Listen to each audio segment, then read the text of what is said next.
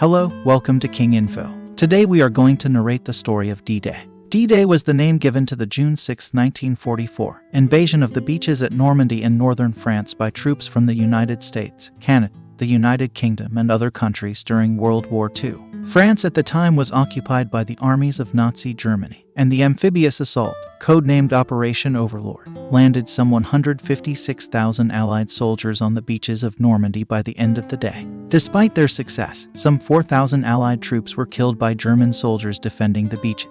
At the time, the D-Day invasion was the largest naval, air and land operation in history, and within a few days about 326,000 troops, more than 50,000 vehicles, and some 100,000 tons of equipment had landed. By August 1944, all of northern France had been liberated, and in spring of 1945 the Allies had defeated the Germans. Historians often refer to D-Day as the beginning of the end of World War II. Preparing for D-Day. After World War II began, Germany invaded and occupied northwestern France beginning in May 1940. The Americans entered the war in December 1941, and by 1942 they and the British were considering the possibility of a major Allied invasion across the English Channel. The following year, Allied plans for a cross-channel invasion began to ramp up. In November 1943, Adolf Hitler, who was aware of the threat of an invasion along France's northern coast, put Erwin Rommel in charge of spearheading defense operations in the region, even though the Germans did not know exactly where the Allies would strike. Hitler charged Rommel with finishing the Atlantic Wall, a 2,400-mile fortification of bunkers, landmines, and beach and water obstacles. In January 1944, General Dwight Eisenhower was appointed commander of Operation Overlord. In the months and weeks before D-Day, the Allies carried out a massive deception operation intended to make the Germans think the main invasion target was passed to Calais rather than Normandy. In addition, they led the Germans to believe that Norway and other locations were also potential invasion targets. Many tactics were used to carry out the deception, including fake equipment, a phantom army commanded by George Patton and supposedly based in England, across from Pass to Calais, double agents, and fraudulent radio transmissions. A weather delay, June 5, 1944. Eisenhower selected June 5, 1944, as the date for the invasion. However, bad weather on the days leading up to the operation caused it to be delayed for 24 hours. On the morning of June 5, after his meteorologist predicted improved conditions for the following day,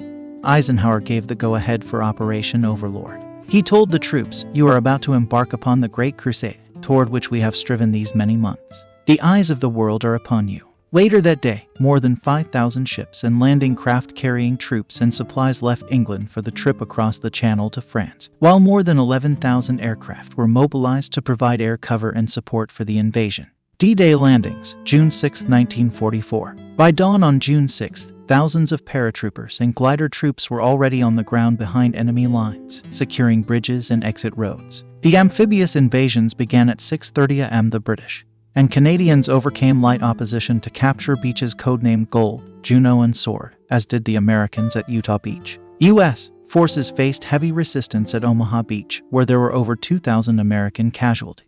However, by day's end, approximately 156,000 Allied troops had successfully stormed Normandy's beaches. According to some estimates, more than 4,000 Allied troops lost their lives in the D-Day invasion, with thousands more wounded or missing. Less than a week later, on June 11, the beaches were fully secured and over 326,000 troops, more than 50,000 vehicles, and some 100,000 tons of equipment had landed at Normandy. For their part, the Germans suffered from confusion in the ranks and the absence of celebrated Commander Rommel, who was away on leave. At first, Hitler, believing the invasion was a feint designed to distract the Germans from a coming attack north of the Seine River, refused to release nearby divisions to join the counterattack. Reinforcements had to be called from further afield, causing delays. He also hesitated in calling for armored divisions to help in the defense. Moreover, the Germans were hampered by effective Allied air support, which took out many key bridges and forced the Germans to take long detours, as well as efficient Allied naval support, which helped protect advancing Allied troops. In the ensuing weeks, the Allies fought their way across the Normandy countryside in the face of determined German resistance, as well as a dense landscape of marshes and hedgerows.